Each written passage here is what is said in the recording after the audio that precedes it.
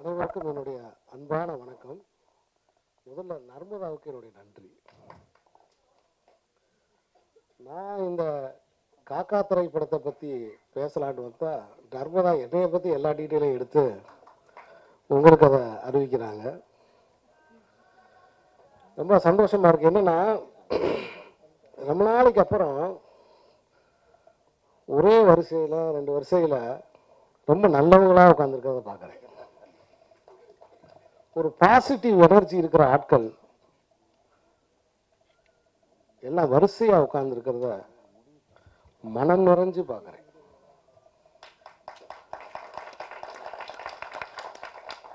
ஏறக்குறைய இங்கே இருக்கிற எல்லாரோடையும் நான் சந்திச்சிருக்கேன், பழகியிருக்கேன்.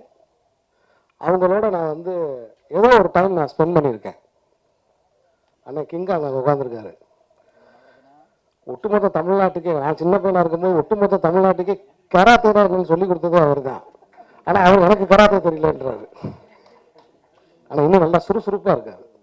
இந்த படத்தின் மூலமாக நீங்கள் மிகப்பெரிய ரவுண்டு வருவீங்க. என்னோட வாழ்த்துக்கள். நான் வந்து குறிப்பாக வந்து நம்ம அருமை தம்பி கூல் சுரேஷ்,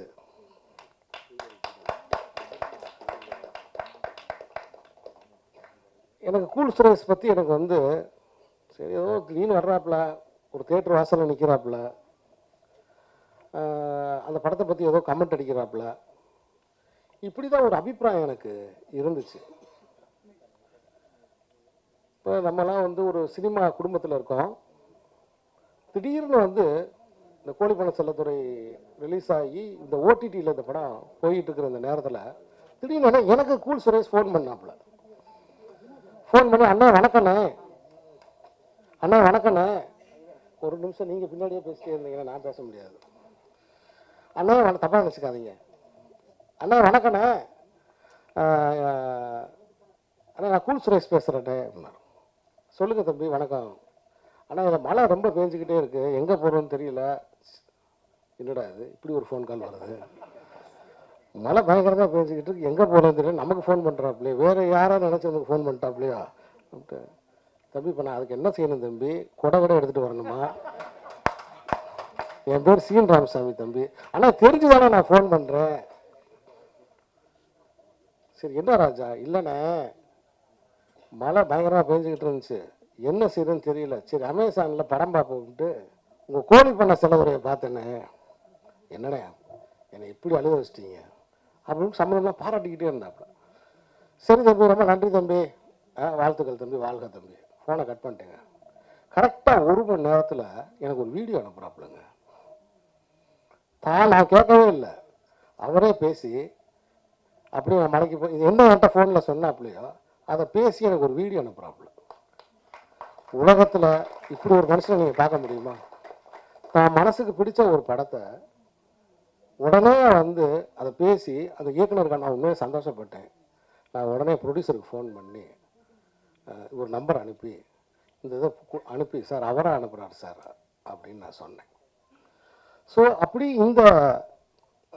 இந்த மேடையில் ஒவ்வொரு சென்றாயன்லாம் வந்து மலையாளத்தில் அவ்வளோ பாப்புலரு. சென்றாயனோட மலையாளத்தில் வந்து அவ்வளோ பாப்புலரு. சென்றாயன் தனியாக பெரிய ரசிகர் பட்டாளமே அங்கே இருக்காங்க.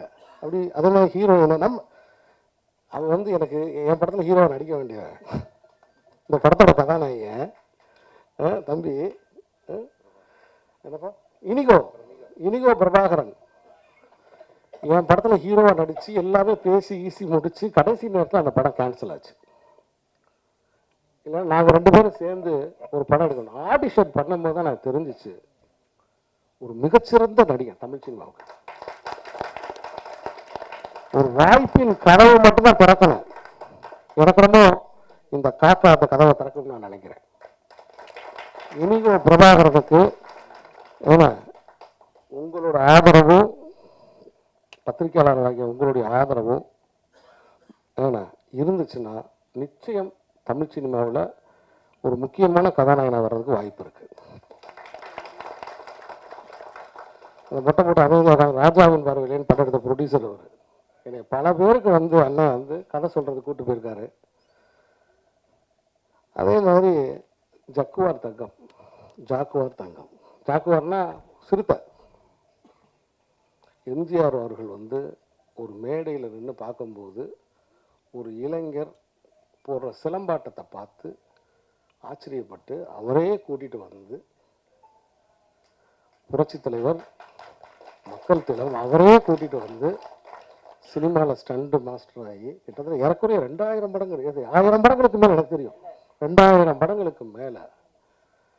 இப்பயும் காலையில் 4 மணிக்கு வீட்டில் தலையில் நிற்கிறாப்புல யோகாசனமாக. அந்த ஃபோட்டோ எனக்கு அனுப்புவார்.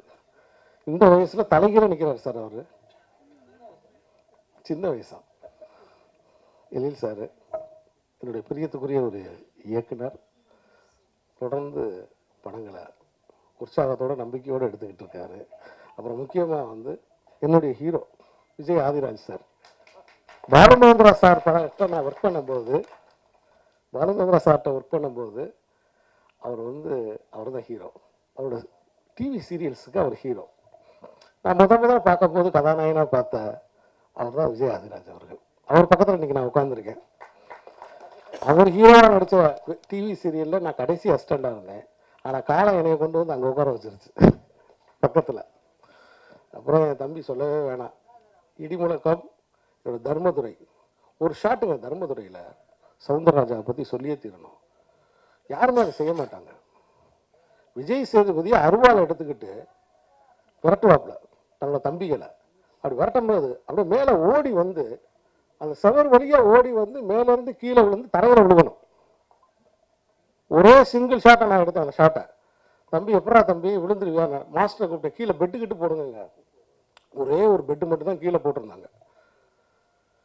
குடு ஓடி வந்து அவ்வளோ உயரமான சவத்துலேருந்து கீழே நாச்சு. முதல்ல விளக்க வேகமாக போட்டவருக்கு நன்றி. இருட்டு வந்தவங்க பத்திரிகையாளர்கள் கூட விளக்க பிடிச்சிக்க பார்த்தீங்களா, உங்களுக்கு என்னோட நன்றி. எல்லா பத்திரிகையாளர் விளக்குகளை தூக்கி காமிச்சிங்க பார்த்தீங்களா, அதுவே ஒரு பாசிட்டிவான சைனா நான் நினைக்கிறேன். நான் அப்படி சவுந்தரராஜா வந்து அந்த மாதிரி டெடிக்கேட்டான ஒரு ஆர்டிஸ்ட் என்னோட இடிமுழக்கம்ன்ற படத்தில் நடிச்சிருக்காப்புல. ஸோ இப்படி இந்த இருக்கிற எல்லாருமே எனக்கு அப்புக்குட்டி தேசிய விருது பெற்ற ஒரு மிக சிறந்த நடிகன்.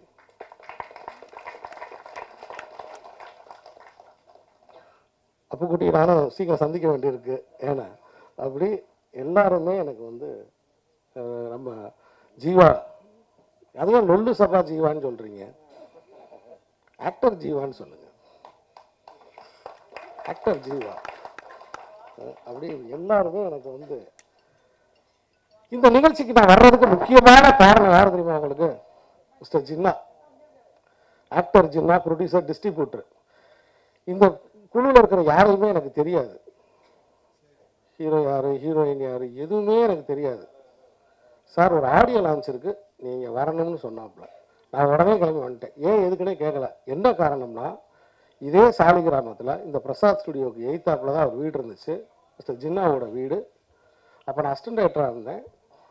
ஒரு அசிஸ்டன்ட் டைரக்டராக இருந்த என்னையை கூட்டிகிட்டு போய் அப்போ விளம்பர படங்களுக்கெல்லாம் வந்து கான்செப்ட் சொல்ல வச்சு 20 லட்சம், 30 லட்சம், 25 லட்சம்னு அப்பயே பெரிய பட்ஜெட்டில் நிறைய விளம்பர படங்களுக்கு டைரக்டராக ஆக்குனவர் ஜின்னா தான். ஸோ என்னை ஃபஸ்ட்டு டைரக்டராக ஆக்குனது அட்வர்டைஸ்மெண்ட் ஃபிலிம்ஸுக்கு என்னை டைரக்டர் ஆக்கி எந்த உட்காந்துருக்காரு, கீழே உட்காந்துருக்காரு மிஸ்டர் ஜின்னா. அவரோட இடம்பொருள் ஏவல்ன்ற படத்துக்கு அவரை கூப்பிட்டு வந்து நடிக்க வச்சேன். அந்த படம் இன்னும் வரல. வந்திருந்தால் அவர் வந்து ஒரு ஆக்டராக வந்து பெரிய லெவலில் தெரிஞ்சிருப்பார். ஸோ அப்படி அவர் கூப்பிட்டனால தான் நான் வந்து அந்த அந்த நன்றி எனக்கு எப்பயுமே இருக்குது சார். ஏன்னா அதனால தான் நான் சரி அந்த காலத்தில் நமக்கு அசிஸ்டன்டாக இருக்கும்போது நமக்கு வாய்ப்பு கொடுத்த தண்ணி மட்டும் வாய்ப்பு கொடுத்தாரு அப்படின்ட்டு தான் நான் வந்தேன்.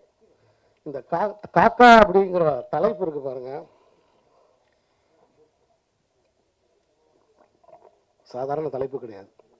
முதல்ல இந்த இயக்குனருக்கு இந்த காக்காங்கிற தலைப்பு வச்சதுக்காக நான் பாராட்டுறேன். என்னோட மனப்பூர்வமான வாழ்த்துக்களை நான் தெரியப்படுத்திக்கிறேன். காக்காங்கிறது பறவை இனங்கள்லேயே ரொம்ப முக்கியமான ஒரு பறவை. ஒற்றுமைக்கு காக்கா தான் முன்னுதாரணம். அதுவும் இல்லாமல் சாமானிய மக்கள் அன்போடு வளர்க்குற ஒரு பறவை. ஒவ்வொரு வீட்டு ஜன்னல்லையும் வந்து அது உட்காந்துருக்கும். ஒவ்வொரு வீட்டு பெண்களோடையும் அது சிநேகமாக இருக்கும். காக்காங்கிறது ஒரு சாதாரண உயிர் கிடையாது. இன்னும் சொல்லப்போனால் ஹிந்து ஃபிலாசபியில் காக்கான்றது பித்ருக்கள், முன்னோர்கள். அப்படி நம் வாழ்க்கையோட இரண்டரை கலந்த ஒரு பறவை தான் அந்த காக்கா. இந்த படத்துக்கு அந்த காக்காங்கிற பேரை எதுக்காக வச்சுருக்காங்கன்னு எனக்கு தெரியாது. அது ஒரு சிம்பிளா அல்லது ஒரு கதாநாயகனோட பேரா என்னன்னு எனக்கு தெரியாது. ஆனால் காக்கா அப்படிங்கிறது மெட்ராஸில் வந்து, மெட்ராஸ்ன்னு சொல்கிறேன் பாருங்கள், நாங்கள் வரும்போது மெட்ராஸாக இருந்துச்சு. மெட்ராஸில் வந்து தனிச்சு அலைஞ்சு பேச்சுலராக வாழ்ந்தவங்களுக்கு எல்லாம் சொந்தக்காரர் யாருன்னா காக்கா தான். மத்தியானம் ஆயிடுச்சுன்றது அவர் தான் சொல்லுவார், சாயந்தரம் ஆயிடுச்சுன்றது அவர் தான் சொல்லுவார். அவர் ஒருத்தர் தான் நம்மகிட்ட ஸ்நேகமாக வந்து பேசுவார். ஸோ அப்போ அந்த காக்காய்ங்கிற இந்த தலைப்பை வச்சதுக்கே நான் இந்த படத்துடைய தயாரிப்பாளருக்கு நான் என்னுடைய பாராட்டுக்களை தெரிவிச்சுக்கிறேன். இந்த மாதிரி நம்ம வந்து ஒரு விஷயம் இருக்குது, இந்த மாதிரி படங்களுக்கு அது நிறைய ஆர்டிஸ்ட் இருக்காங்க இந்த படத்துக்கு. இப்போ நான் எடுத்த படத்துலேயே கொஞ்சம் ஆர்டிஸ்ட்லாம் ரொம்ப கம்மி, பட் இந்த படத்தில் நிறைய தெரிந்த முகங்கள் நிறைய இருக்காங்க. ஸோ இந்த மாதிரி படங்களுக்கு பத்திரிகையாளர்கள் தான் பெரிய பலம், ஊக்கம். விரும்பினாலும் விரும்பாட்டினாலும் விமர்சனத்தை யாரும் தடுக்க முடியாது. ஒரு படைப்புன்னு வந்து விட்டால் அந்த படைப்புக்கு விமர்சனம் கண்டிப்பாக தேவை. விமர்சனத்தை கட்டுப்படுத்த நினைப்பது அப்படிங்கிறது ஜனநாயகத்துக்கு விரோதமான ஒரு செயல். விமர்சனத்தை கட்டுப்படுத்தணும்னு நினைக்கவே கூடாது. விமர்சனம் தான் வந்து அடுத்த படைப்புக்கு நமக்கு ஊக்கம். விமர்சனம் தான் உரம். ஆனால் நம்மளுடைய திரையுலகம் எதை பார்த்து அச்சப்படுது, எதை பார்த்து பயப்படுது அப்படின்னா விமர்சனம் என்கிற பெயரில் வருகிற அவதூறை தான் பார்த்து பயப்படுது. அதுவும் இன்னைக்கு இருக்கிற இணையதள வாழ்க்கையில் ஒவ்வொரு விஷயத்தையும் கவனமாக செய்ய வேண்டியதாக இருக்கு. ஒவ்வொரு விஷயத்தையும் ரொம்ப கவனமாக செய்ய வேண்டியிருக்கு. அப்போ நெகட்டிவ் ரிவ்யூவில் நெகட்டிவ் ரிவ்யூவர்ஸ், பாசிட்டிவ் ரிவ்யூவர்ஸ் அப்படின்னு வெவ்வேறு வகைகளை பிரிக்கிற அளவுக்கு விமர்சகர்கள் பெருகிட்டாங்க. ஸோ இது வந்து யாரும் வந்து கண்ட்ரோல் பண்ணி, ஏன்னா இதற்கு பின்னாடி இருக்கக்கூடிய தனிநபர்கள் பெருங்கருணையோட, நான் வேண்டி கேட்டுக்கிறேன், பெருங்கருணையோட. நான் சின்ன பையனாக இருக்கும்போது எங்கள் பாட்டியோட தேட்டருக்கு சினிமாவுக்கு போவேன். அப்படி ஒரு சினிமாவுக்கு போகும்போது ஒரு படம் எங்கள் பாட்டிக்கு பிடிக்கவே இல்லை. ஒரு படம் எங்கள் பாட்டிக்கு பிடிக்கவே இல்லை. இப்போ தான் எங்கள் பாட்டி இறந்தாங்க, 90 வயசில் இறந்தாங்க, மதுரையில் மேலமாசி வீதியில். அந்த படம் எங்கள் பாட்டிக்கு பிடிக்கல. படம் பார்த்துக்கிட்டு இருக்கும்போது தூங்கிட்டாங்க. வெளியில் வந்தால் அடுத்த ஷோ பார்க்குறதுக்கு கூட்டடிப்பாங்க இல்லையா, அதில் ஒரு அம்மா கேட்குது, என்னம்மா படம் எப்படிம்மா இருக்குது, என்னப்பா படம் எப்படிம்மா இருக்குது, ஒரு தடவை பார்க்கலாம்ப்பா. நான் உன்னை எங்கள் பாட்டிகிட்ட கேட்டேன், உனக்கு தான் படமே பிடிக்கலையே, தூங்கிட்டியே, அதை நான் ஒரு தடவை பார்க்கலாம். நீங்கள் பழைய ஆளுகள்லாம் பார்த்தீங்கன்னா ஒரு தடவை பார்க்கலான்னு சொல்லுவாங்க. அது நான் ஒரு தடவை பார்க்கலாம். ஏன்டா அவன் என்ன சரியாக எடுக்கக்கூடாதுன்னு நினச்சானா எடுத்தேன், அதை அவனுக்கு தோணுனதான் எடுத்தான்டா. அவன் எவனாவது தோற்று போகணுன்றதுக்காக அதை எடுப்பானாடா? அந்த நேரத்தில் அவனுக்கு தோணுனதை எடுக்கிறான்டா. அவனுக்கும் குடும்ப குட்டி இதுக்கு பின்னாடி தொழில் இருக்குல்லப்பா. அப்படி நம்ம நல்லா இல்லைன்னு சொன்னால் தியேட்டர் வாசலில் நிற்கிறேன் திரும்ப போயிடுவான்லப்பா.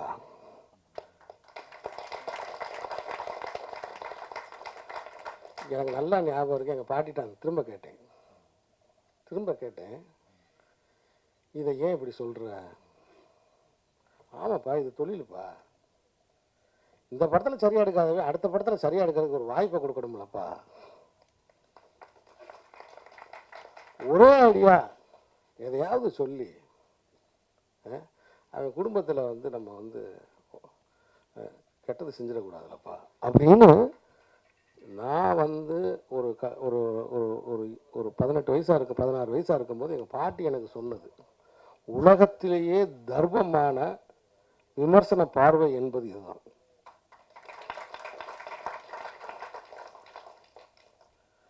அப்போ விமர்சனம் செய்கிறவர்களுக்கு கொஞ்சம் தர்ம சிந்தனை. அதுக்காக சரியே இல்லாத ஒரு படத்தை நீ சரியா சொல்றியா அப்படின்னு நீங்க ஒரு கேள்வி கேட்கணும். நான் அப்படி சொல்ல வரல. நான் அப்படி சொல்ல, அறச்சொற்களை நீங்க தவிர்ப்பது, அறச்சொற்களை யாருமே தவிர்ப்பது நல்லது. அடிப்படையில் இது ஒரு தொழில். நாம் கணிக்கிற சில படங்கள் சில வெற்றி பெறுகிற பொழுது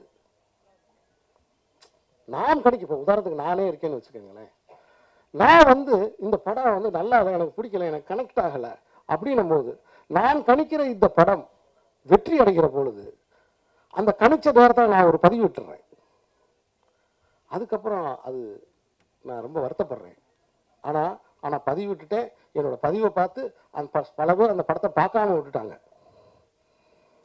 அப்படின்னா அது ஒரு பாவத்தில் போய் சேருது இல்லையா? அப்புறம் இன்னொரு முக்கியமான விஷயம், சினிமா தாய். அந்த தாய் நலமோடு இருந்தா தான் விமர்சகனும் நல்லா இருக்க முடியும், படைப்பாளியும் நல்லா இருக்க முடியும். ஆனால் அறிந்தோ பல திரையரங்குகள் அறிந்தோ அறியாமலோ கல்யாண மண்டபமாக மாறிவிட்டது. படங்களுக்கு மக்கள் செல்வது குறைந்து கொண்டிருக்கிறது.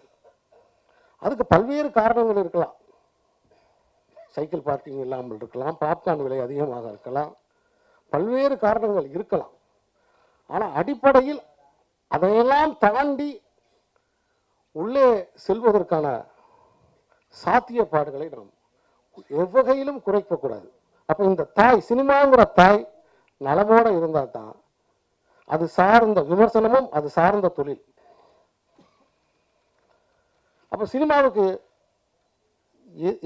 ஒரு திரைப்படத்தை முடக்குவதன் மூலமாக, ஒரு படைப்பாளி முடக்குவதன் மூலமாக, குறிப்பாக தயாரிப்பாளரை முடக்குவதன் மூலமாக என்ன மாதிரியான விஷயம் ஏற்படுதுன்னா, அவர் அடுத்தடுத்து படங்கள் எடுக்க முடியாமல் போகுது. சினிமா உலகத்திலேயே எந்த தொழிலையும் சரி, சினிமாவில் மட்டும்தான் ஒரு சிறு தோல்வியை சந்தித்தால் அந்த தோல்விக்கு காரணமானவர்கள் திரும்ப எந்திரிக்கிறதுக்கு 5 வருஷம் ஆயிடுது, 7 வருஷம் ஆகிருது, 8 வருஷம் ஆகிருது. எந்திரிக்காம போனவங்க பல பேர் இருக்காங்க. ஒரே படத்தோட இந்த சினிமாவில் அசோசியேட்டாகவே இருந்துகிட்டு இருக்கிற, கோ டைரக்டராகவே இருந்துகிட்ட எண்ணற்ற படைப்பாளிகள் இருக்காங்க. அது டைரக்டர் ஆகிட்டு மறுபடியும் அசோசியேட்டாக போய் ஒர்க் பண்ணுறதுக்கு பாருங்க, அது எவ்வளோ கொடுமையானதுன்றது எனக்கு தான் தெரியும். ஏன்னா நான் முதல் படத்தில் தோற்றவன். என்னுடைய சுய அனுபவத்திலிருந்து நான் அதை சொல்கிறேன், என்னுடைய சுய அனுபவத்திலிருந்து சொல்கிறேன். ஆகவே எல்லா வகையான நிறை குறை எல்லாவற்றையும் நீங்கள் எல்லாருமே மனிதர்கள், எல்லோருமே பிறரை வாழ வைக்கிறதுக்காக இந்த உலகத்தில் பிறந்திருக்கோம். ஆக எல்லோருடைய விமர்சனம், அதனால விமர்சனத்தை முடக்கி விடுவது, விமர்சனத்தை அது பண்ணிடுறது, தியேட்டர் வாசலில் இருக்கிற மக்கள்கிட்ட கேள்வி கேட்கக்கூடாது அப்படின்னு சொல்றதெல்லாம் இந்த பிரச்சனைக்கு தீர்வாக நிச்சயமாக இருக்காது. சம்பந்தப்பட்ட ஒவ்வொரு விமர்சகர்களும் சுய வெறுப்பு இன்றி அந்த ஏன்னா ஒரு விமர்சனம் மட்டும்தான் ஒரு கலையை செழிக்க வைக்க முடியும் அப்படிங்கிறது என்னுடைய ஆழமான நம்பிக்கை. ஏன்னா விமர்சனம் இல்லைன்னா சினிமா அடுத்த கட்டத்துக்கு வளர்ந்து போகாது, இன்னொரு கட்டத்துக்கு இடத்தை நோக்கி கண்டிப்பாக போகாது. இந்த அற்புதமான இந்த நேரத்தில் இந்த காக்கா திரைப்படத்தின் இந்த காக்கா அப்படிங்கிறது திரைப்படத்தில் சிலர் பெயரை நான் குறிப்பிடாமல் விட்டிருந்தா என்னை பொறுத்தரணும்னு கேட்டுக்கிறேன். இந்த படம் மாபெரும் வெற்றி அடைய வேண்டும். இந்த படத்தின் தயாரிப்பாளர் இதுபோல 10 படங்களை இயக்க வேண்டும், எடுக்க வேண்டும். இந்த படத்தின் இயக்குனர், அவர் பேர் எனக்கு தெரியல, இந்த படத்தின் இயக்குனர் பரமன். பரமன்னால அது எங்க ஊர் பேரு, பரமன், தேனி பரமன். அதை நினைச்சேன் பார்த்தீங்களா, தேனி பரமன். தேனி பரமன் இந்த காக்காய் திரைப்படத்தின் மூலமாக அடுத்து கழுகு படமும் எடுக்கணும்னு கேட்டுக்கிறேன். அப்புறம் மயில் படமும் எடுக்கணும், மயில் படம்னு எடுத்து தேசிய பறவையாக மாறணும். ஏன்னா அப்படி பல படங்கள் அவர் எடுக்கணும்னு என் மனப்பூர்வமாக வாழ்த்துறேன். இந்த கோழிப்பண்ணை செல்லத்துறை எனக்கு அதில் வெக்கமே கிடையாது. என்னடா நீயே கேட்குற, நான் தான் கேட்பேன், அது என் பிள்ளை. என்னுடைய கோழிப்பண்ணை செல்லத்துறை அமேசான் ஓடிடியில் மிக சிறப்பாக ஓடிக்கிட்டு இருக்குன்னு எனக்கே தெரியாத தகவலை பாப்பா எடுத்து சொல்லிச்சு. 100 மில்லியன், அது 1 கோடி பேராக மாறுவதற்கு நீங்கள் எல்லோரும் வழிவகை செய்ய வேண்டும் என்று உங்களை நம்பி வாழ்ந்து கொண்டிருக்கிற இந்த சீனு ராமசாமி இருகரம் கூப்பி கேட்டுக்கொள்கிறேன். நன்றி, வணக்கம். எங்கள் அழைப்பை ஏற்று எங்களுக்கு அன்புக்காக வந்த உங்கள் அனைவருக்கும், பத்திரிகையாளர் நண்பர்களுக்கும், என்னை தெரியாமல் இருந்தாலும் நாங்கள் சொன்னதுக்காக எங்கள் அழைப்பை ஏற்று வந்த உங்கள் அனைவருக்கும் என்னுடைய அன்பான நன்றி. இந்த காக்காப்போட இசை வெளியீட்டு விழாவுக்காக 20 வருஷ கனவுன்னு சொல்லலாம். இதே சாலிகிராமத்தில் மட்டுமே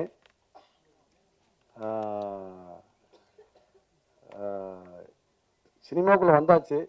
இப்போ எங்கே போகிறது, யாரை பார்க்கறது, எந்த இதுவுமே தெரியாமல் பிளைண்டாக வந்து ஓடிக்கிட்டு இருக்கப்ப இங்கே 2 பேரும் முக்கியமான ஆள் இருக்காங்க. இப்போ பேசினார் இல்லையா சீனு ராமசாமி சார், தென்மேற்கு பருவ காட்டுறதுக்கு ஒரு ஸ்டார் ஸ்டுடியோ ஓனர் குமார்னு ஒருத்தர் நீ ஹீரோவா கூப்பிட்டு போகிறாரு. அவர் ஆஃபீஸ் நெசப்பாக்கத்தில் பார்த்துட்டு, என்னடா எந்த ஊர்ரா அப்படின்றாரு. சார் நான் தேனிதான் சார் அப்படின்னேன். என்னடா பார்க்க ஸ்லாங்கில் நல்லா பேசுகிற, பார்த்தா பெங்களூர்கார மாதிரி இருக்கியோடா, கொஞ்சம் எனக்கு கொஞ்சம் ஒரு ராபா வேணுமாடா, சரி ஒரு 20 நாள் தாடி முடியலாம் வள பாப்பா, ஒரு 20 நாள் கழிச்சு வா அப்படின்னு அனுப்பி விட்டாரு. அதுக்கப்புறம் தான் ஒரு 25 நாள் கழிச்சு எனக்கு இன்னொரு தகவல் வருது. கேமராமேன் அருள்தாஸ் தாவே விஜய் சேதுபதி சாரை கூப்பிட்டு போய் அறிமுகப்படுத்தி வச்சு அங்கேருந்து அவங்க ப்ராஜெக்ட் ஆரம்பிக்கிறாங்க. நான் வந்தது நடிக்கிறதுக்காக தான் வந்தேன் சென்னைக்கு. நலன் சார் நாங்களாம் ஏதோ ஒரு வகையில் இப்படி சந்தித்தோம். நலன் சார் தான் வாங்க நம்ம ஒர்க் பண்ணுவோம் நாளை இயக்குனர்லேருந்து ஆரம்பித்தோம். உண்மையாகவே இங்கே நிற்கிறதுக்கு முதல் காரணம் நலன் சார் மட்டுமே. ஏன்னா நான் வந்தது வேற ஒரு சோழி, என்னை கூட லைட்டாக டேர்ன் பண்ணி விட்டு இந்த ரூட்டில் போட்டேன். அப்படி ஒரு அவர் கூட ஒர்க் பண்ணேன். அப்புறம் நடிக்கிறது மீது ஆர்வம் போயிடுச்சு. அவர் நாளை இயக்குனர் படம் இதெல்லாம் பண்ணுறப்ப கூட அவர்கிட்ட, சார் நான் நடிக்கிறதான் வந்தேன்னு சொல்லிக்கிற மாட்டேன், ஏன்னா அப்புறம் எங்கே வந்துன்னு சொல்லிடுவோட பயந்துக்கிட்டு. ஸோ அதுலேருந்து தொடர்ந்து இப்போ வரைக்கும் நாங்கள் தொடர்பில் இருக்கோம். அவரோட ஒர்க் பண்ணுவேன். ரொம்ப மகிழ்ச்சி சார் வந்ததுக்கு. ஏன்னா அதுதான் எனக்கு பெரிய கிஃப்ட் சார் வந்தது. அப்புறம் நிறைய பேர் காக்கானா என்ன, ஏன் அந்த காக்கா டைட்டில் வச்சுருக்கீங்க, இது முழுக்க முழு நீள நகைச்சுவை, ஆரம்பத்திலேருந்து எண்டு வரைக்குமே நகைச்சுவை மையமாக வச்சு எடுக்கப்பட்ட படம் தான். என்ன காக்கா, காக்கா நம்ம சின்ன வயசுல கேள்விப்பட்டதெல்லாம் வடையை தூக்குற காக்கா, காக்கானா வடையை தூக்கும். இந்த காக்கா எல்லாமே பாருங்க, எல்லா ஆளை பார்த்தாலே தெரியும், எல்லாமே பொண்ணுங்களை தூக்குற காக்கா. அது எப்படிலாம் தூக்குறாங்க, யாருனால யாரு வந்தாங்க, எப்படி லவ் பண்ணி கடைசியாக ஓகே பண்ணாங்கன்ற மாதிரி முழுக்க சென்றாயனுக்கு அப்புக்குட்டி அண்ணன் வந்து நண்பராகவும், எனக்கு முனிஷ்காந்த் நண்பராகவும், அந்த மாதிரி அப்புக்குட்டி அண்ணன் கூட கேட்டேன், அண்ணா என்னண்ணா சென்றாயன் நண்பர், ஏடே தம்பி நான் என்னடா நீயே போய் வாடா நடிப்புடா அப்படின்னு சொல்லி அண்ணன் உள்ளே வந்தார். ரொம்ப மகிழ்ச்சி. இதில் முக்கியமான விஷயம் என்னன்னா, இன்னைக்கு ஒரு படம் பண்ணுறதுக்கும், ஒரு தயாரிப்பாளரை பார்க்கறதுக்கும், ஒரு ஹீரோவை பார்க்கறதுக்கும், இப்போ எப்படி நம்ம வந்து டெல்லியில் இருக்க சென்னையிலேருந்து ஒரு டெல்லியை போய் பார்க்கறதுக்கு ஒரு சாமானியனுக்கு எவ்வளோ கஷ்டமோ அவ்வளோ இடைவெளி ஹீரோவுக்கும் புதுசாக ட்ரை பண்ணுற இயக்குநர்களுக்கும் முயற்சி பண்ணுறவங்களுக்கும் அவ்வளோ இடைவெளி இருக்குது. ஒரு தயாரிப்பாளரை பார்க்கறதுக்கும் அது சாத்தியம் இருக்கானா இன்னைக்கு சூழ்நிலைக்கு சாத்தியமே இல்லை. நாங்களும் 2015-16 ஓடித்தான் பார்க்குறோம், வாய்ப்பே இல்லை. அப்போ எப்படித்தான் அந்த படம் எடுத்தோம், யாராவது கேட்டீங்களா? இந்த படத்தோட தயாரிப்பாளர் எங்கே, யாருமே இல்லையே, இருக்காரு. இந்த என்னுடைய நண்பர் வந்து சாதாரண நான் ஒரு டிவி சேனலில் நடிச்சுக்கிட்டு இருக்கப்ப எனக்கு ரசிகராக வந்து அதுலேருந்து நீ தொடர்ந்து என் கூட பேசி டெய்லி அரை நேரம் பேசி நானும் எத்தனையோ கம்பெனி ஹீரோ எல்லாம் அப்ரோச் பண்ணி டயர்டாகி போய் லாக்டவுனுக்கு அப்புறமா என்ன செய்யலாம், அடுத்த கட்டம் என்ன, வீட்டிலலாம் எல்லாமே மனசு விட்டாங்க. என்னடா 20 வருஷம் பண்ணாத நீ என்னடா பண்ண போறா, சரி இன்னும் ஊர் பக்கம் கூட போயிடலாமா, பேசாமல் ஜெராக்ஸ் கடை வச்சிடலாமா வீட்டில், அவங்களுக்கு தகுந்த ஏங்க இப்படி கூட போய் இப்படிலாம் மனசு விடுற நேரத்தில் என்னோட நண்பர் ஃபேஸ்புக்கில் நண்பராக வந்த ஒரு நண்பன் கனடாவில் இருக்கார். அவரை நான் பார்த்ததில்லை, அவர் என்ன பார்த்ததில்லை. என்னுடைய ஃபோட்டோ பார்த்துருக்காரு, அவரை நான் குரலை தான் கேட்டிருக்கேன், அவ்வளோதான் எனக்கு அவருக்குமான விஷயம். என்ன பண்ணலாம், அப்போ தான் இந்த மாதிரி ப்ரோ எங்கெங்கேயோ ட்ரை பண்ணி பார்த்து ரொம்ப எட்டா கனியாக இருக்குது, வீட்டில எல்லாம் மனசு விடுறாங்க, சொந்த ஊரில் இப்போ அடையாளம் தெரியாமல் போயிடுச்சு, 20 வருஷம் ஆச்சு அந்த ஊரை விட்டு வந்து, இப்போ நான் ஏதாவது ஒன்று பண்ணாமல் போனேன்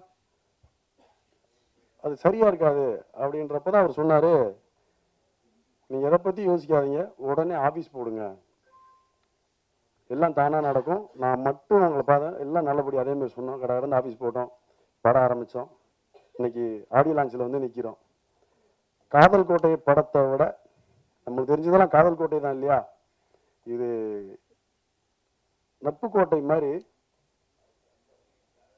ஷூட்டிங் ஆரம்பிக்கிற வரைக்கும் அவர் யாருன்னு தெரியாது, நான் யாருன்னு தெரியாது. இன்னைக்கு நான் தயாரிப்பாளர் யூனியனில் தமிழ் திரைப்பட தயாரிப்பாளர் சங்கத்தில் நான் ஒரு மெம்பர், என்னை மெம்பர் ஆக்கி டைரக்டர் ஆக்கி 3 ஹீரோவில் ஒரு ஹீரோவை நடிக்க வச்சு என்னை பாட்டு எழுத வச்சு இன்னைக்கு அந்த படத்தை ஆடியோ லான்ச்சுக்கு அவங்க கொஞ்சம் ப்ராக்டிக்கலான ஸ்கூல் லீவ் கிடைக்காதனால அவங்களால வர முடியல, அவங்க இப்போ கனடாவில் இருக்காங்க. அந்த நண்பனுக்கு நான் நன்றி சொல்கிறத விட, எங்களுக்கு கூட நீங்கள் அங்கே இருக்கீங்கல்ல, நல்லபடியாக நடத்துங்க, நான் ஒரு வாரத்தில் வந்து சேர்ந்துடுறோம். ஷூட்டிங் ஆரம்பித்து 10 நாள் கழிச்சு தான் வந்து அவங்க ஃபேமிலியோடு வந்து எங்கள் கூட இருந்து இந்த படம் ஷூட்டிங்லாம் முடித்து மறுபடியும் கிளம்பி அவங்க நாட்டுக்கு போனாங்க, குழந்தைங்களாம் கூப்பிட்டு வந்துருந்தாங்க. 10 நாள் கழிச்சு தான் வந்து சொல்கிறாரு, நீங்கள் தானே அந்த படமே, ரொம்ப மகிழ்ச்சி. அவங்க ஊர்ல இருந்து கிளம்புறப்ப சொல்லியிருக்காங்க, சினிமான்னா அவங்க முன்ன பின்ன மாற்றி பேசுவாங்க, தப்பான கணக்கு காட்டுவாங்க, இருக்க தொழிலை விட்டு வேற தொழிலுக்கு போயிடாதீங்க, தேவையில்லாத வேலை அப்படின்னு எத்தனையோ பேர் பயன்படுத்தியிருக்காங்க. இப்போ வரைக்கும் அவர் வச்ச நம்பிக்கை 100%, 1000% நேர்மையாகவும் உண்மையாகவும் வெளிப்படத்தன்மையோட 100% ஒவ்வொரு நொடியும் நான் வாழ்ந்துட்டு இருக்கேன்.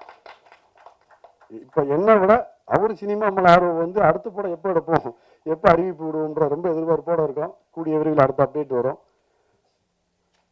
ரொம்ப மகிழ்ச்சியான தருணம். நான் அந்த சாலி கிராமத்தில் ஒவ்வொரு 20 வருஷமாக எத்தனை இடுப்பு தண்ணியை பார்த்துருக்கேன். பல துயரங்கள் துன்பங்கள் வழக்கமாக சினிமாவாக, அதுவும் சினிமா தெரியாத ஊருக்குள்ளே வந்து சினிமாக்குள்ளையா ஒரு மேக்கப் மேனை பார்த்தா கூட சினிமா ஆஃபீஸ் போனால் இவர் தான் டைரக்டராக போகிறோம், அப்புறம் அவர் வந்து நம்ம ஸ்கூட்டி ஸ்பாட்டில் மேக்கப் போட்டுட்டு இருப்பாரு. இவனை அங்கே பார்த்து நம்ம அந்த ப்ரொடியூசரில் நினச்சோம், டைரக்டரில் நினச்சோம். அப்படிலாம் கடந்து வந்து அதுக்கு நான் அந்த சினிமா தெரிஞ்சுக்க காலகட்டங்கள் வர ஜனவரி வந்தால் 20 வருஷம் நான் சென்னை வந்து இதே சாலி கிராமத்தில் மட்டும் நான் குடியிருக்கேன். ஆதார் அட்டையும் சாலி கிராமத்தில் தான் இருக்குது. ஆஃபீஸ் எங்கெங்கேயோ காமிச்சாங்க, எனக்கு சாலி கிராமத்தில் தான் எனக்கு ஆஃபீஸ் வரும்னு வலுக்கட்டாயமாக சொல்லி விஜய் வீட்டுக்கிட்ட தான் என்னுடைய ஆஃபீஸு. வேற எங்கேயும் ஆடி லான்ச் பண்ணலாமா, டேட்டு கிடைக்கல. எனக்கு 20 நாள் ஆனாலும் பரவாயில்ல, இதே சாலி கிராமத்தில் பிரசாத்தில் தான் நான் ஆடி லான்ச் பண்ணுவேன். ஏன்னா நான் தெருவாக நடக்காத இடமும் இல்லை தெருவும் இல்லை. அப்புறம் நலன் சார் நாங்கள் எல்லாம் சேர்ந்து எங்கள் பேச்சில் ரொம்ப சாப்பிட்லையும் நாளைக்கு ஒரு ஃபுல்லாக அந்த ஏரியாலாம் ஷூட் பண்ணோம். ரொம்ப மகிழ்ச்சி. அப்புறம் நண்பர்கள் எல்லாமே என்னுடைய நண்பர்கள் தான். சென்ட்ராயனாக இருக்கட்டும், கிங்கங்கண்ணனாக இருக்கட்டும், குறிப்பாக என்னுடைய இசையமைப்பாளர் யாருன்னா, நான் அவர் ஒரு 18 வருஷத்துக்கு முதல் நாங்கள் சந்தித்த நன்மைங்க. அப்போ ஒரே ஒரு வார்த்தை சொன்னேன், நான் என்னைக்கு படம் பண்ணாலும் நீ தான் மியூசிக் டைரக்டர் மட்டும் சொல்லிட்டு, அன்னைக்கு இருந்து தொடர்புல தான் இருக்கோம், டெய்லியும் மீட் பண்ணிக்கிறோம், ஃபேமிலி ஃப்ரெண்ட் ஆகிட்டாரு. நான் வச்ச நம்பிக்கையை காப்பாற்றின என்னுடைய நண்பன் இசையமைப்பாளர் கெவின் டி கோஸ்டா, அப்புறம் கேமராமேன் அவரும் விஜய் மில்டனுடைய கோ கேமராமேன், அவரும் என்னுடைய நண்பர் தான். கோலிஸோட ஒர்க் பண்ணுறப்ப எனக்கு பழக்கம். அப்போ ஒரு வார்த்தை சொல்லிட்டு வந்தேன், நான் படம் பண்ணுறப்ப நீங்கள் தான் கேமராமேனாக இருப்பீங்க.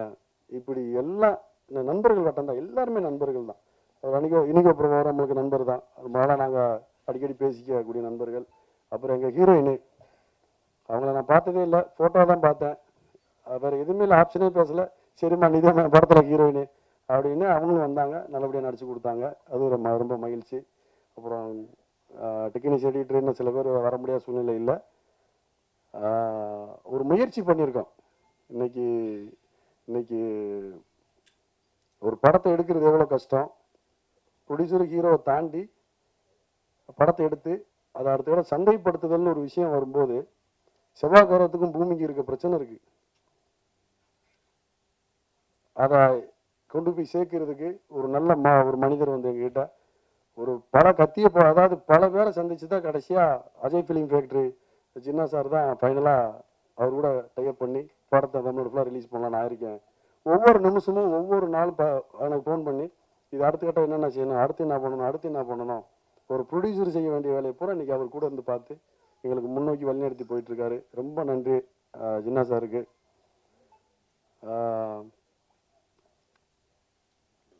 ரொம்ப மகிழ்ச்சியாக இருக்குது. நான் ஒவ்வொரு படமும் யார் படம் என்னன்னே தெரியாது. ஒரு கல்யாணம் விட்டு கூட யோசிப்பேன். ஆனால் அந்த சாலிகிராமத்தில் பிரசாத் லேபில் ஆடி லான்ச்சுன்னா ஒன்று கேமராமேன் அசிஸ்டண்டாக நடிச்சவங்களை யாராவது ஃபோன் பண்ணானே நான் நடிச்சிருக்கேன் நீங்களும் வந்துருங்கண்ணே வருவேன். அந்த 3000 ரூபாய் உட்காருவேன். எந்த படம் வந்திருந்த ஆடி லான்ச் உட்காந்து பார்த்துட்டு தான் போவேன். அன்னைக்கு நம்ம இன்னைக்கு இங்கே போகிறோம்ன்ற ஒவ்வொரு கேள்வியோட சோகத்தோட வெளியில் போவேன். இன்னைக்கு அது நிறைவேறி இருக்கு. சாலிகிராமத்தில் ஆஃபீஸ் போட்டேன், பிரசாத் லேபில் ஆடியோ லான்ச் வச்சுட்டேன். இன்னொரு கனவு இருக்குது, நீங்களே ஒரு நாள் தெரிஞ்சுக்குவீங்க. அது சஸ்பென்ஸாகவே இருக்கட்டும், சொன்னால் நடக்காது. அப்படியே ஆகட்டும். நன்றி சார். ஓகே. எனவே எங்களுடைய அன்பை ஏற்று பல சிரமங்களை தாண்டி அந்த உங்கள் அனைவருக்கும் நன்றி. எங்கள் படத்தில் நடித்த அனைவருக்கும் ஒவ்வொரு பேத்தராக சொல்லி நதை பண்ணுறோம், டைம் ஆகும், எல்லாம் வெயிட் பண்ணிட்டு இருக்காங்க. உங்கள் அனைவருக்கும் என்னுடைய இரு கரங்கள் கூப்பி நன்றி சொல்லி விடைபெறுகிறேன். நன்றி. ஹாய் எவ்ரிவன், எப்படி இருக்கீங்க? ரொம்ப நேரமாக ரொம்ப காமாக உட்காந்துருக்கீங்க. ரொம்ப thanks. And Jinnah sir, thanks என்னை இன்வைட் பண்ணதுக்கு. எங்கே இருக்கீங்கன்னு தெரியல. Thank you so much. ரொம்ப நாளைக்கு அப்புறம் ஒரு ட்ரெய்லரே பார்த்துட்டு ரொம்ப நேரம் சிரிச்சிட்டு இருந்தேன்னா த ஃபர்ஸ்ட் டைம் இந்த காக்கா மூவி தான். ஒரு படம் ஸ்டார்ட் பண்ணி அவுட் எடுத்து ரிலீஸ் பண்ணுறது சின்ன விஷயமே கிடையாது. ரொம்ப கஷ்டப்படணும். அதுக்காக நிறைய பேரோட உழைப்பு, கடின உழைப்புலாம் தேவை. அப்படி இந்த படத்துக்காக உழைச்ச, கடின உழைப்பை கொடுத்த அனைவருக்கும் இது ஒரு வெற்றி படமா அமையணும்னு நான் வாழ்த்தி விடைபெறுகிறேன். நன்றி. நன்றி. எல்லோருக்கும் நன்றி. மீடியா நண்பர்களுக்கும் ஸ்டேஜில் இருக்க எல்லாருக்கும் மனமாத நன்றி. எனக்கு இந்த வாய்ப்பை கொடுத்த என்னோட க்ளோஸ் ஃப்ரெண்டு ஒரு 15 வருஷம் முன்னாடி சொன்னார், இந்த பாட்டுக்கு நீ தான் மியூசிக் டைரக்ட் பண்ணணும். நானும் இப்போ அது ஞாபகம் வச்சு எனக்கு வாய்ப்பு கொடுத்ததுக்கு ரொம்ப நன்றி. ப்ளஸ் இதில் 2 பாட் பண்ணியிருக்கோம். கேட்டு எல்லாரும் என்ஜாய் பண்ணுங்கள். தேங்க்யூ. பத்திரிகை நண்பர்கள் அனைவருக்கும் வணக்கம். யூடியூப் நேயர்களுங்கிற எல்லாருக்கும் வணக்கம். மேலும் அமைந்திருக்கும் எல்லாருக்கும் வாழ்த்து வந்திருக்க அனைவருக்கும் ரொம்ப சந்தோஷம். நலன் சார், எழில் சார், தேங்க்யூ சார். ஒரு காமெடி படம் ட்ரை பண்ணிட்டு இருக்காருன்னா அது காரணம் உங்கள் படங்கள் துள்ளாத மனம் துள்ளலாம் எவ்வளோ கதை இருந்தாலும் அதில் ஒரு காமெடி இருந்துக்கிட்டே இருக்கும். காமெடிங்கிறது ஒரு பெரிய படம். நாங்களாம் காமெடிக்காக தான் நல்லா சினிமாவுக்கு வந்தேன். ஆனால் பார்த்தீங்கன்னா என்ன ஹீரோ வரைக்கும் ஒரு மாதிரி கொண்டு போயிடுச்சு. சந்தோஷம். எல்லா கேரக்டரும் பண்ணக்கூடிய ஒரு விஷயம் எனக்கு சினிமா கொடுத்துருக்குங்கிறப்ப ரொம்ப சந்தோஷமாக இருக்குது. பரம என்னுடைய நண்பர் சொன்ன மாதிரி அவர் இந்த சாலிகிராமத்தில் நானும் நிற்காத இடம் கிடையாது. அந்த மாதிரி நின்று பழகின நண்பர் தான் பரம. சென்றாயன் நானும் ஒன்றா பல வேலைகள் செஞ்சுருக்கோம். பல வேலைகள்லாம் நீங்கள் வேற மாதிரி நினச்சிக்காதீங்க, அதெல்லாம் இல்லை. கல்யாண வேலையில் சமையல் முதற்கொண்டு நாங்கள் ஒன்றா போயிருக்கோம். தம்பி கூட பழகிருக்கோம். ஆஃபீஸுக்கு போகிறதுல பெரிய போட்டி இருக்கும். இந்த ஆஃபீஸ்க்கு அவன் போயிட்டாங்க, நம்ம வாய்ப்பு அங்கே போயிடுமா இங்கே போயிடுமா அப்படிங்கிற மாதிரி ஒரு கற்பனையில் ஆஃபீஸ் கூட சொல்ல மாட்டோம் ஒரு சூழ்நிலையில். அதுக்கப்புறம் ஒரு மனப்பக்கம் வருது, எல்லாத்துக்கும் வாய்ப்பு கிடைக்கணும், நமக்கும் கிடைக்கும் அப்படிங்கிற ஒரு மனப்பக்கம் அப்புறம் நம்ம அட்ரஸ் கொடுக்க ஆரம்பிக்கிறோம். இந்த சினிமாவில் ஒருத்தர் உருவமாக ஒருத்தர் அதில் ஒரு சின்ன ஒரு போட்டி இருந்துக்கிட்டே இருக்கும் பார்த்துக்குங்க. அந்த மாதிரி சென்றவங்க காமெடி நடிகர்னால 2 பேருக்கு ஒரு சின்ன போட்டி எப்பவும் இருந்தது. ஆனால் அப்படி கிடையாது. எனக்கு தம்பி மாதிரி தம்பியை தான் எப்போவுமே ஒரு ஃபோன் கான்டாக்டில் நாங்கள் கிட்டத்தட்ட வருஷங்கள் சொன்னால் வயசு தெரிஞ்சு போவோம், அதனால் சொல்ல வேணாம். பல வருஷங்கள் சினிமாவுக்கு அவன் வந்ததுலேருந்து எனக்கு பழக்கம். அதே மாதிரி பரமா இருக்கட்டும். இனிமே எனக்கு அழகர் சாமியின் குதிரையில் முதல்ல இன்ட்ரடியூஸ் பழக்கம். அதுக்கு முன்னாடி ட்ரை பண்ணிட்டு அங்கே பார்த்துருக்கேன், காய் தான்ட்டு 2 பேரும் சேர்ந்து நடித்தது ரொம்ப ஹாப்பி. ஒரு சீன் நடிச்சுட்டு பின்னாடி அதே யோசிக்கிறது இருக்கு. அது இனியோ சார்ட்ட பிரபாகர்ட்ட பார்க்கலாம், நான் நல்லா பண்ணனா எப்படின்னு அதை கேட்டு திரும்ப திரும்ப நல்லா பண்ணணுங்கிற ஒரு இன்ட்ரெஸ்ட் இனியோ பிரபாகர்ட்ட ரொம்ப இருக்கும்.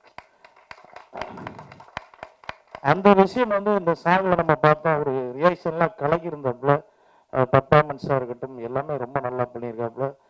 வாழ்த்துக்கள். நீங்கள் இன்னும் நிறைய படங்கள் இன்னும் பண்ணணும், நிறைய ஹீரோவாக வரணும். ஏன்னா ஹீரோவாக நடிக்கிறது சும்மா கிடையாதுங்க. நாங்களாம் வந்து எங்கள் உருவத்தை பார்த்துட்டாங்க. ஒரு வயசுக்கு ஹீரோவாக நடிக்கும்போது அந்த உடம்பை மெயின்டைன் பண்ணிக்கிட்டே இருக்கணும், டயர்டாகிடக்கூடாது. ஸ்க்ரீனில் எப்படி பார்ப்பாங்க அப்படின்னு பார்த்தீங்கன்னா அதில் இனிய பிரபலம் சொல்லவே வேணாம். எப்பவுமே பாதாம் முந்திரி எல்லாமே வச்சுட்டு இருப்பாப்ப. பாதாம் வந்து உடம்பு ஒரு ஆரோக்கியமாக வச்சுக்கிறதுக்கான உணவுகள் எப்பவுமே எடுத்துகிட்டு இருப்பாப்புல. அப்படி ஒரு நல்ல நண்பர், நல்ல நடிகர் மெயினாக. அதுமாதிரி அவரோட நடித்த ஹீரோயின் சூப்பராக பண்ணியிருக்காங்க. ரொமான்ஸ் ஹீரோயின் ரொம்ப நல்லா இருந்தாலும் கொஞ்சம் ரொமான்ஸும் நல்லா வரும், அது உண்மை தானே. இனி நல்லா இருக்காங்க, அதனால நல்லா வந்திருக்கு, மகிழ்ச்சி. கூல் சுரேஷ் அவர்கள் எங்கே இருந்தாலும் பார்த்தாலும் நம்ம வந்து ஹாய் அப்படின்னு பேசுவோம். ஆனால் சேர்ந்து நடிக்கலை. சீக்கிரம் காமெடி படங்களில் இந்த படத்தில் கூட ஒன்றா சேர்ந்து நடிக்க வாய்ப்பு இல்லை. கிங்காங் அண்ணன் உண்மையாக நான் இப்போ சமீபத்தில் கிங்காங் அண்ணனோட இது தன்னம்பிக்கையை பற்றி ஒரு விஷயம் பேசியிருந்தாரு. ரொம்ப சந்தோஷமாக இருந்தது. அண்ணா இந்த நம்பிக்கை எல்லாருக்கும் இருந்ததுன்னா நம்ம நினச்ச இடத்த அடையலாங்கிறத கரெக்டாக பேசினீங்கன்னா ரொம்ப சந்தோஷமாக இருந்ததுண்ணா. இதே மாதிரி தான் சாலை கிராமத்தில் எல்லாருமே நம்ம நம்பிக்கையோட தான் சுற்றிக்கிட்டு இருந்தோம். வந்த இந்த நம்பிக்கை தான் இன்றைக்கி நம்ம அந்த இடத்துல வந்து உட்கார வச்சிருக்கு. ரொம்ப சந்தோஷம்ண்ணா. அதே மாதிரி அண்ணா சீரியல் விஜய் சார், அவர் சீரியல்லேருந்து படத்துலேருந்து நான் ரொம்ப காலமாக பார்த்துட்டு இருக்கேன். ரொம்ப சந்தோஷம். ஜீவா நண்பர் சம்பத் சவுந்தர் கூட இப்போ ஒரு படம் பண்ணியிருக்கேன், சூப்பரான படம் வந்து நான் அவர் வேறு லெவலில் நான் வேறு ரேஞ்சுக்கு போவாப்புல. அருண் சார் கூட எங்களை ஒர்க் பண்ண ஆசை. ஏன்னா சினிமா சாலை கிராமத்தில் இருக்கிற மியூசிக் டைரக்டருக்கு மெயினாக வந்து இசையமைப்பாளருக்கு இந்த நாளில் வாழ்த்து சொல்கிறேன். ரொம்ப சந்தோஷம். இசையை பற்றி இப்போ அதிகமாக யாருமே மேடையில் பேசுறதில்ல, அதாவது பேசிட்டு போயிடுறோம். கூட பிறகு யோசனை வருது, நம்ம இவங்களை பற்றி பேசாமல் விட்டுட்டோமே அப்படின்ட்டு. இசை வந்து ஒரு படத்துக்கு வந்து ஒரு பெரிய உயிர்னு தான் சொல்லலாம். ஏன்னா ஒரு இசை வந்து நம்ம ஒரு நடிகரை வந்து நடிக்கும் போது இசையை சார்ந்து தான் நாங்கள் நடிப்போம். ஒரு ஃபீல்ஸ் சொல்லும்போது அதை வந்து இன்னும் அதிகப்படுத்தி ஒரு உணர்வை வந்து மக்கள்கிட்ட கொடுக்குறது அது. அதை வந்து முதல் முறையாக நீங்கள் மக்கள்கிட்ட காமிக்க போறீங்க, வாழ்த்துக்கள். ரொம்ப சந்தோஷம். தயாரிப்பாளர் மெயினாக வந்து ஒரு படத்துக்கு தயாரிப்பாளர் வந்து நண்பராக கிடைச்சவருக்கு வரம்புக்கு கொடுத்து வச்சிருக்கணும். இந்த படம் அவங்களுக்கு வந்து பெரிய லாபத்தை ஏற்படுத்தணும். அதுமாதிரி நண்பர் ஒளிப்பதிவாளர் அந்த படத்தில் சூப்பராக பண்ணியிருக்காப்புல. நாங்கள் ஒரு டீமாக ஒர்க் பண்ணியிருக்கோம், ஒரு காமெடி படமாக ஒர்க் பண்ணியிருக்கோம். படமுக்கு இறைவன் அருளால் இந்த படம் பெரிய வெற்றியை கொடுக்கணும். நீங்கள் தான் ஒத்துழைப்பு கொடுக்கணும். நன்றி, தேங்க்யூ.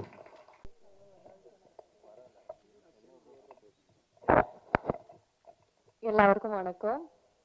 நான் மலையாளி தான். ஸோ எனக்கு தமிழ் அவ்வளோ இவங்க பேசுகிற மாதிரி அழகாக பேச தெரியாது.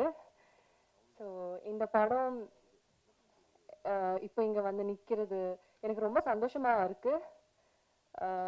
ஏன்னா ஸ்டார்ட் பண்ணும்போது சார் சொன்ன மாதிரி அவரோட நிறைய காலம் கனவு. ஸோ அந்த கனவுக்கு அது கனவோட ஒரு பார்ட்டாக முடிஞ்சதில் நான் ரொம்ப சந்தோஷப்படுறேன்.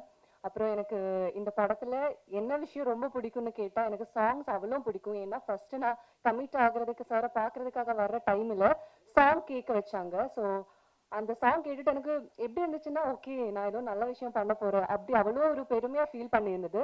ஸோ அந்த சாங் எல்லாம் ஷூட் பண்ணிக்கிட்டு ஆனால் என்னால் முழுசா பார்க்க முடியல. நான் வரும்போது கொஞ்சம் லேட் ஆனதுனால சாங் ஃபுல்லா பார்க்க முடியல. ஸோ பார்த்த அளவுக்கு எனக்கு ரொம்ப பிடிச்சிருந்துச்சு. ஸோ ஒரு படத்தோட பார்ட்டாக முடிஞ்சதுல ரொம்ப சந்தோஷம். அப்புறம் கூட ஆக்ட் பண்ண இனிகோ சார், தன்யா, சென்றாயன் சார் எல்லாருமே நான் ஒவ்வொரு பர்சனோட பேர் எடுத்து சொல்லலை, எல்லாருமே ரொம்ப சப்போர்ட்டிவா இருந்துச்சு. இப்போ நம்ம ஏதாவது ஒரு இடத்துல மீன்ஸ் ஏதாவது ஒரு தப்பு பண்ற இல்லைன்னா இப்படி பண்ண அப்படி பண்ணணும்னு சொல்லி கொடுக்கறதுக்கு ஒரு மென்டரா அவர் இருந்துச்சு. So Paraman sir and producer அவங்க எல்லாருக்குமே ரொம்ப தேங்க்யூ ஸோ மச். இங்க வந்த எல்லாருக்குமே தேங்க்யூ ஸோ மச்.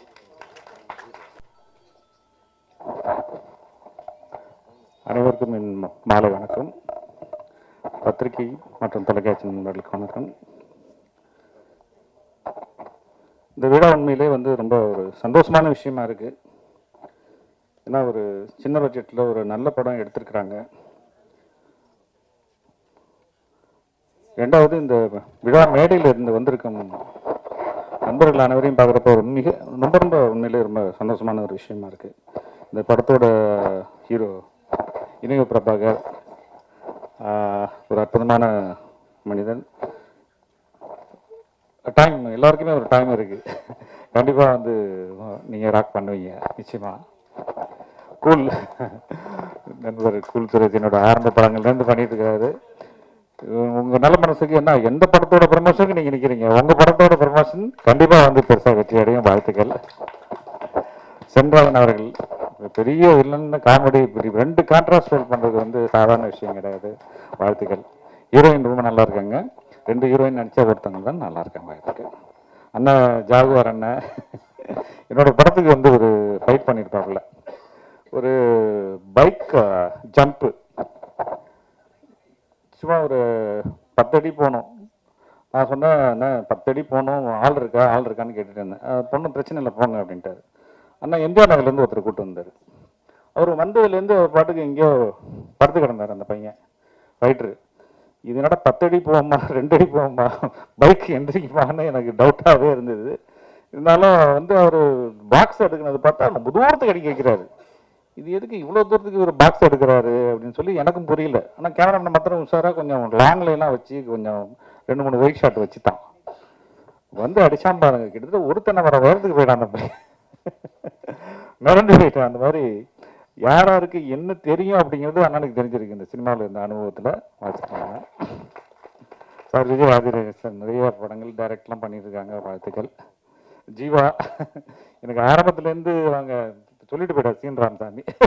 அவர் அந்த இதில் இந்த பேரை சொல்லாதீங்க, அவர் நடிகராக சொல்லுங்க அப்படின்னு சொல்லிட்டு. உங்களுடைய காமெடி எனக்கு ரொம்ப பிடிக்கும். இந்த ஸ்டேஜ் தான் எனக்கு ரொம்ப முக்கியமான ஸ்டேஜ். ஏன்னா இந்த ஸ்டேஜில் இருக்க அத்தனை பேருமே மிகச்சிறந்த நடிகர்கள் எல்லாமே இந்த சவுந்தர் ஒரு அற்புதமான ஒரு மனிதர். இந்த மாதிரி நிச்சயமா அவங்க எல்லாரையுமே யூஸ் பண்ணிக்கணும்னு நான் நினைக்கிறேன். கண்டிப்பாக அதுக்கான வாய்ப்பு வரும்னு நினைக்கிறேன். ஆனால் சூதுகவும் உங்களை வந்து நீங்கள் அடுத்த படம் பண்ணி காட்டுங்க. நல்ல அற்புதமான ஒரு படைப்பாளி, மிகச்சிறந்த படைப்பாக அடுத்து வரணும்னு நான் நினைக்கிறேன். மியூசிக் டேரக்டர் நிறையா பேசலை இன்னைக்கு, இது உங்களோட விழா தான். இது பாடல் வந்து மிகப்பெரிய வெற்றி அடையணும். ஏன்னா படத்துக்கு முன்னாடி வந்து பாட்டு ரீச் ஆகிடுச்சுன்னா கண்டிப்பாக அந்த படத்தோட வெற்றி அப்படிங்கிறது வந்து ஈஸியாக இருக்கும். அந்த மாதிரி இருக்கும். அங்கே திருச்சி சாதனா வந்திருக்காங்க. வாழ்த்துக்கள். என் படத்துலையும் நடிச்சிருக்கிறாங்க. இவங்க வந்து நிறைய வீடியோலாம் போட்டு சின்னதாக பண்ணிட்டு இருந்தாங்க. நான் சொன்னேன், இந்த படத்துக்கு அப்புறம் உங்களுக்கு நல்ல ஒரு வாய்ப்பு இருக்கும், நல்ல சிறந்த ஆர்டிஸ்ட் அவங்க, நல்ல கேரக்டர்லாம் வருமா, இந்த படத்தில் நல்லா பண்ணியிருக்கீங்கன்னு நினைக்கிறேன். வாழ்த்துக்கள்.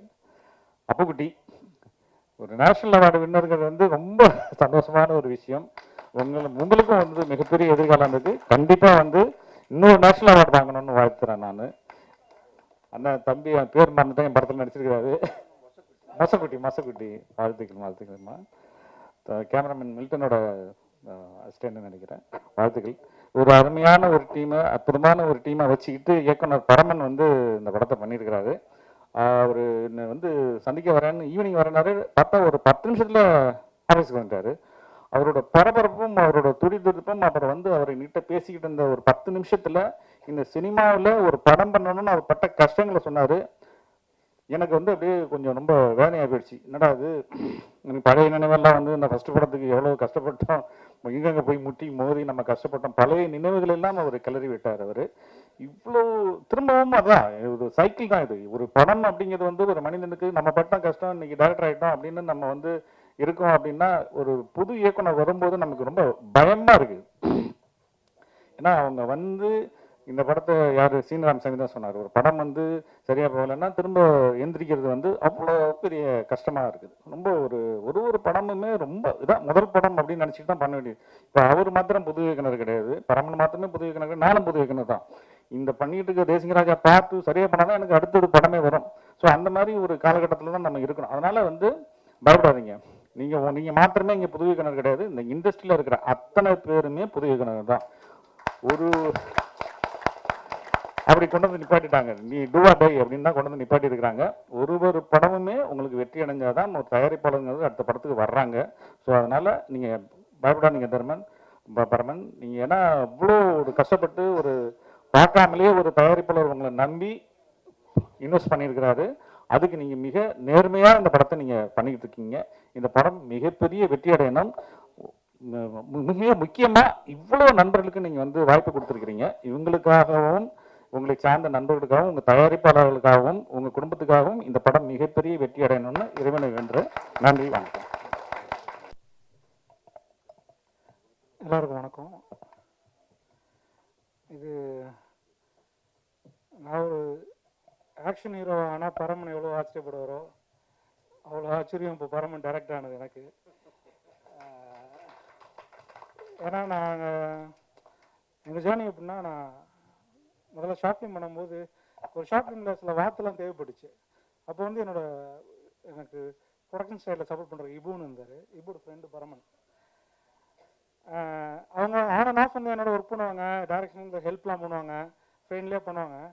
அப்போ அந்த வார்த்தை இப்படி ஒரு தேவைப்படுது, கடைச்சா எடுக்கலாம் அந்த சீன் அப்படின்னு சொன்னேன். அது எங்கேருந்தோ கஷ்டப்பட்டு எப்படியோ ஸ்பாட்டுக்கு கொண்டாந்தார். வார்த்தை ஒரு 4 வார்த்தை கொண்டாந்தார். அதை வச்சு ஒரு சின்ன ஒரு காமெடி பிட் எடுத்தோம். அது எனக்கு ரொம்ப ஆச்சரியமாக இருந்துச்சு. ஏன்னா ஸ்க்ரீனில் அவர் வரக்கூட இல்லை. ஸோ அவங்க ஆக்டிங்லாம் ட்ரை பண்ணுறாங்க தெரியும். பட் இருந்தாலும் அதை தாண்டி ஏதோ ஒரு டேரக்டர் ஒரு ஷார்ட் ஃபிலிம் எடுக்கிறான், ஸோ அவனுக்கு தேவைப்படுது அப்படிங்கிறதுக்கு ஒரு எக்ஸ்ட்ரா அது பெரிய மெனக்கடல் பண்ணி ரொம்ப தூரம் போய் இங்கே வந்து எடுத்துகிட்டு வந்தாங்க. அது இறந்துடக்கூடாது, அது டக்குன்னு செத்துரும் அது வெயிலில் இருந்தால் அப்படின்னு சொல்லி பெரிய மெனக்கடல் படி எடுத்துகிட்டு வந்து எனக்கு ரொம்ப ஆச்சரியமாகவும், அப்போ அவங்க வேறு மாதிரி இருக்காங்க, நல்ல கேரக்டரோடு இருக்காங்க அப்படின்னு என் மைண்டில் பதிஞ்சிருந்துச்சு. அப்புறம் ரொம்ப ரெகுலராக அப்பப்போ மீட் பண்ணுவோம், நண்பர்களை தான் மீட் பண்ணுவோம். அப்புறம் நான் அடுத்தடுத்து படங்கள் பண்ணிகிட்டு இருப்பேன், அப்பப்போ ஹாய் சொல்லுவாங்க, பார்ப்போம். அப்புறம் காது நடந்து போனப்போ டைரக்ஷன் டிபார்ட்மெண்ட்டில் இன்ட்ரெஸ்டாக இருக்கேன் சார், பண்ணலாம் அப்படிலாம் பேசிகிட்டு இருக்கும்போது சரி வாங்க. ஆனால் நான் அது ஏன்னா அதுக்கு முன்னாடி இவரோட நாங்கள் கதை சார்ந்தோ இல்லை வேறு சார்ந்த டெக்னிக்கல் சார்ந்தோ பேசினதில்லை. நான் பரம்பரை பார்த்து ஆக்டிங் சார்ந்தா பேசுவேன். என்ன மாதிரி ரோல்ஸ் நீங்கள் அப்ரோச் பண்ணுறீங்க, என்னென்ன ட்ரை பண்ணுறீங்க, இதுதான் பேசுவோம். என்னடா திடீர்னு டைரக்ஷன் கேட்குறீங்க அப்படின்னு சொல்லிட்டு சரி நான் என்ன நினச்சேன், ஸோ அந்த ஒரு சின்சியாரிட்டி இருந்துச்சுல, வாத்து பிடிச்சிட்டு வந்த கேங்கில் இது. ஸோ இவங்கிட்ட ஒரு செம்ம சின்சியாரிட்டி இருக்குது. ஸோ அதனால் இனி நம்ம கூட ஜாயின் பண்ணிப்போம், அவருக்கு என்ன பொட்டென்ஷியல் இருக்கோ அவர் கற்றுக்கிட்டோம் அப்படிங்கிற முறையில் தான் நான் சேர்த்துக்கிட்டேன்.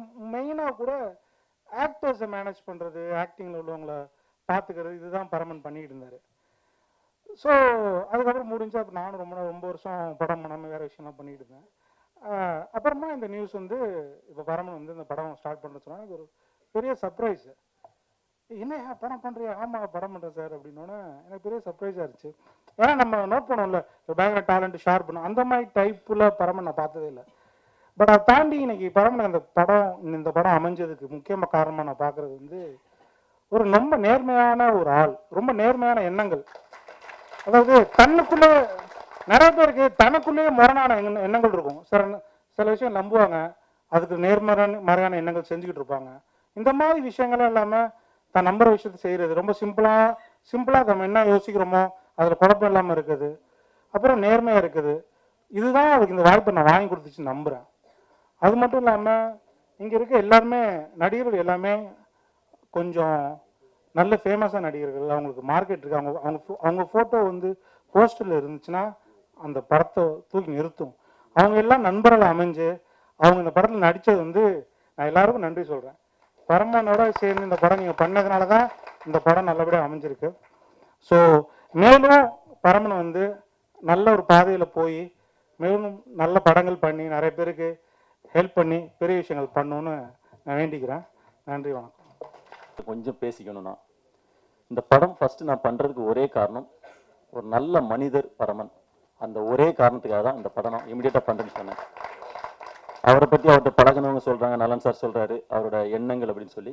என்கிட்ட இப்படி ஒரு படம் பண்ணுறேன், காமெடி படம், நீங்கள் பண்ணணும் பிரதர் அப்படின்னாரு. அவர் என்கிட்ட சொல்லியிருந்த கதை வேற ஒரு கதை தான் சொல்லி ட்ராவல் பண்ணிட்டு இருந்தார். அவரோட பழக்கம் எனக்கு கண்டிப்பாக அந்த படம் அவருக்காக பண்ணணும்னு சொல்லி எந்த ஒரு இதுவும் இல்லாமல் உங்களுக்காக நான் பண்ணுறேன், ஓகே வரேன் அப்படின்னு சொல்லிட்டு பண்ண படம் தான் இது. நிச்சயமாக அவருக்கு இது ஒரு பெரிய வெற்றி படமாக இருக்கணும். அடுத்தது படத்தோட மியூசிக் டைரக்டர் இன்றைய நாயகன், இவர் இன்னும் நிறையா விழாக்களை காணணும். ஏன்னா ரெண்டு சாங்குமே ரொம்ப நல்லா இருந்தது. ரொம்ப ஒரு சிம்பிளான ஒரு பர்சன், அவரே ரொம்ப இன்னும் கேரக்டர், ஆனால் சாங் ரொம்ப நல்லா இருந்தது. உங்களுக்கு என்னுடைய வாழ்த்துக்கள் சார். ஒவ்வொருத்தராக சொல்லணும், ஹூல் சுரேஷ் பிரதர்லேருந்து சென்ட்ராயின் சார், என் கூட நடித்த ஹீரோயின் ரோஷ்மின், எல்லாருமே அவங்கள டெடிக்கேட்டட். என்ன நண்பர் அப்புக்குட்டி, ஏன்னா இங்கே வந்து நிறையா சொல்லணுங்கிறது குழம்புது. அதான் இது ரோஷ்மினை பற்றி சொல்லணும்னா ரொம்ப டெடிக்கேஷன். அடுத்தது என்ன சார் கேட்டுகிட்டே இருப்பாங்க. அவங்களும் ஒரு அடுத்த லெவலுக்கு போகிறதுக்கு என்னுடைய வாழ்த்துக்கள். அப்புறம் என் நண்பர் இவர் சவுந்தர் சொன்னார், சவுந்தருக்கு நான் வந்து வாய்ப்பு இது பண்ணி கொடுத்தேன் அப்படிலாம் கிடையாது. என்கிட்ட கேட்குற டைரக்டர் நல்ல இன்வால்மெண்ட்டாக, நல்ல டெடிக்கேட்டாக, இன்ட்ரெஸ்டாக இருக்கக்கூடிய ஒரு ஆள், அதுக்கு டெடிகேட் பண்ணக்கூடிய ஒரு ஆள் யாரா உங்களுக்கு தெரிஞ்சுன்னு சொன்னால் நான் இமீடியட்டாக சவுந்தரை சொல்லுவேன். அது ஏன்னா நான் சவுந்தர் மேலே வச்சுருந்த நம்பிக்கை, அது அவரோட இன்வால்மெண்ட். இது நான் அவனை ரெக்கமெண்ட் பண்ணி வரதில்லை, அவரோட இன்வால்மெண்ட். ஆரம்ப ஃபர்ஸ்ட் படத்தில் அவரோட பதட்டங்கள் இருந்தார், இப்போல்லாம் ரொம்ப நல்லா நடிச்சிட்டு இருக்காரு. அதே போல் அவர் எனக்கு மேரேஜ் பண்ணாமல் அப்படிலாம் கிடையாது, சீக்கிரமாக மேரேஜ் பண்ணுவேன். அவர்கிட்ட சில பர்சனல் விஷயங்களை ஷேர் பண்ணுறது தப்புன்னு சொல்லிவிடுவார். அது ஒரு பெரிய அதனால இதுக்கப்புறம் அவர்கிட்ட எந்த சீக்கிரட்டுமே நான் சொல்ல போகிறது கிடையாது. இல்லை சும்மா ஜாலி சொல்கிறேன். அப்புக்குட்டி வந்து அழகர்சாமி குதிரையில் நானும் அப்புக்குட்டியும் பார்த்தீங்கன்னா ஒரே ஹோட்டலில் ஒரே ரூமில் தான் வேணும். நான் அவ்வளோ ஃப்ரெண்ட்ஸு 24 hours முடிச்சுருந்தா பேசிகிட்டு இருக்கோம். அப்படி ஒரு ஃப்ரெண்டு, எனக்கு ஒரு நல்ல மனிதர். உண்மை சொல்ல போனால் அவர் நேஷனல் அவார்டு வாங்கினாலும் அவர் எவ்வளோ சந்தோஷப்பட்டாரோ அதை விட அதிகமாக நான் சந்தோஷப்பட்டேன். அடுத்தது அண்ணன் இல்லை, அவர் இல்லாத நல்லது. அவரை பற்றி பெருமையாக பேசும்போது அவர் முன்னாடி பேசாமல் இருக்க ரொம்ப நல்லது. சீனு ராமசாமி அண்ணன், அவரை பற்றி இந்த ஒரு விஷயம் மட்டும் பேசிட்டு தயவுசெய்து கொஞ்சம் கேளுங்க. அவர் வந்து தென்மேற்கு பருவக்காற்றுக்கு என்ன ஆடிஷன் கூப்பிட்றாரு. நான் போய் ஆடிஷன் அட்டன் பண்ணுறேன். அதுக்கு முன்னாடி சுசீந்திரன் சார் படம் அழகர்சாமியின் குதிரையில் நான் கமிட் ஆகிருக்கேன், அட்வான்ஸ் வாங்கியிருக்கேன். அது நண்பர் சுசீந்திரன், அவர் நம்ம இன்னைக்கு ஹீரோ பண்ணுறா அப்படின்னு சொல்லி கமிட் பண்ணியிருக்கோம். இப்போ இவர் ஆடிஷன் கூப்பிட்டா நான் பண்ணேன். என்ன அவருக்கு ரொம்ப பிடிச்சி போய் நீ தான் பண்ணுறா அப்படின்னு சொல்லி என்கிட்ட சொல்லிட்டாரு. நான் வந்து சுசி சார்ட்ட சொன்னேன், இல்லை அந்த டேட்டில் பண்ண முடியாது அப்படின்னு சொன்னேன். சார்கிட்ட போய் சொன்னேன், சார் இப்போ பண்ண முடியல சார் அப்படின்னு. உண்மையை நான் அவனும் அவ்வளோ பெரிய ஆர்டிஸ்ட் கிடையாது. ஆனால் அவர் அவ்வளோ வருத்தப்பட்டார். என்னப்பா நான் ஃபிக்ஸ் பண்ணிட்டேன், மைண்ட் அவ்வளோ ஃபிக்ஸ் பண்ணிட்டேன், நீ தான் அப்படின்னு சொல்லி ஃபிக்ஸ் பண்ணிட்டேன், இப்போ இல்லைன்னு சொல்றியே அப்படின்னா அவருக்கு ரொம்ப ரொம்ப வெக்ஸ் ஆகிட்டார். திட்டி எனக்கு மெசேஜ் அனுப்புனார், சினிமாவை நேசிக்க கற்றுக்க, நான் எவ்வளோ ரசிச்சிருந்தேன்னா உன்னை நான் இது கமிட் பண்ணுவேன் அப்படின்னு சொல்லி திட்டி மெசேஜ் அனுப்புனார். சாரி நீ அனுப்புனேன். திரும்ப கொஞ்ச நாள் கழிச்சு படம் நேஷனல் அவார்டு வின்னர் டைரக்டர் அவர். திரும்ப ஒரு 1 year கழிச்சு கூப்பிடுறாரு, சீனு ராமசாமி சார் ஆஃபீஸ்லேருந்து கால் பண்ணுறேன் அப்படின்னு சொல்லுவாங்க. என்ன அப்படின்னு. ஆமாம் அப்படின்னாங்க. அப்போ நான் நினச்சேன், கூப்பிட்டு பார்த்தியா நேஷனல் அவார்டு வாங்கியிருக்கேன் அப்படிங்கிற காட்டுறதுக்காக கூப்பிடுவாரோ என்ன நினச்சிட்டு போனேன். நீர் போகிற வரைக்கும் எனக்கு நீ தான் வேணும், ஒன்று வச்சு பண்ணலான்னு இருக்கேன் அப்படின்னு சொல்லி கூப்பிட்டு திரும்ப அதுக்குள்ள டெஸ்ட் எடுத்தார். எனக்காக அந்த கம்பெனியில் இந்த பையனை கொடுங்கன்னு சொல்லி ஒரு கூட பிறந்தவங்க வேணாம் அந்த மாதிரி ரிக்வெஸ்ட் பண்ணுவாங்க, அந்த மாதிரி ரிக்வெஸ்ட் பண்ணார் அவர். அது வந்து எதுவுமே கிடையாது. அவர் சினிமா மேலே அவர் வச்சிருந்த அந்த கலை மேலே வச்சிருந்த ஈடுபாடு, அந்த மாதிரி ஈடுபாடானால் அவர் இருக்கிற வரைக்கும் படம் பண்ணிக்கிட்டே இருப்பார் அந்த மனிதர். அப்படி ஒரு சிறந்த மனிதர். இதுக்கு முன்னாடி ஒரு ஆடியோ லஞ்சினே என்னை பற்றி பேசினார். அன்னைக்கு நான் பேசலை, அதை பற்றி என்னன்னு பேசலை. திரும்ப இன்னைக்கும் பேசுறாரு. கண்டிப்பாக அது உண்மையான விஷயங்களை நான் சொல்லி ஆகணும். திரும்ப 3வது படத்துக்கு இடம்பொருள் ஏவலுக்கு கூப்பிடுறாரு. தம்பி நாளைக்கு அட்வான்ஸ் வாங்கிக்கோங்கன்னு சொன்னார். நான் எதுவுமே கேட்கல, ஓகேன்னு என்ன. சில சூழ்நிலைகள் தள்ளி போயிடுச்சு, நடக்கலை. ஸோ இதுதான். ஆனால் ஒரு இப்படி உள்ள எண்ணங்கள் உள்ள ஆள்கள் இருக்கிறதுனால தான் என்ன மாதிரி ஆளுகளும் சரி தான், வரக்கூடிய ஆட்களும் சரி தான், நம்பிக்கையோடு இங்கே வந்து ட்ராவல் பண்ணக்கூடிய விஷயங்களா இருக்கும். அப்புறம் சொல்ல போனால் படத்தில் வந்து சென்ட்ராயன் ரொம்ப முக்கியமான ரோல். அவர் நம்ம டைரக்டர் பரமன் சார் அவர் ரொம்ப முக்கியமான ரோல் பண்ணியிருக்காங்க. எல்லாருமே ரொம்ப நல்லா பண்ணியிருக்காங்க. முனிஸ்கான் சார், உண்மையை சொல்லணும்னா எல்லாரோட ஃபுல்லாக காமெடி சேனலில் பண்ண படம். இந்த படம் பெரிய வெற்றி பெறணும். அந்த ப்ரொடியூசருக்கு நான் பெரிய வாழ்த்து சொல்கிறேன். ஒருத்தர் முகத்தை பார்க்காமே ஒருத்தருக்கு இன்வெஸ்ட் பண்ணியிருக்காரு. உண்மையிலே ஒரு நல்ல மனுஷனுக்கு இன்வெஸ்ட் பண்ணியிருக்காரு அப்படிங்கிற ரொம்ப சந்தோஷம்.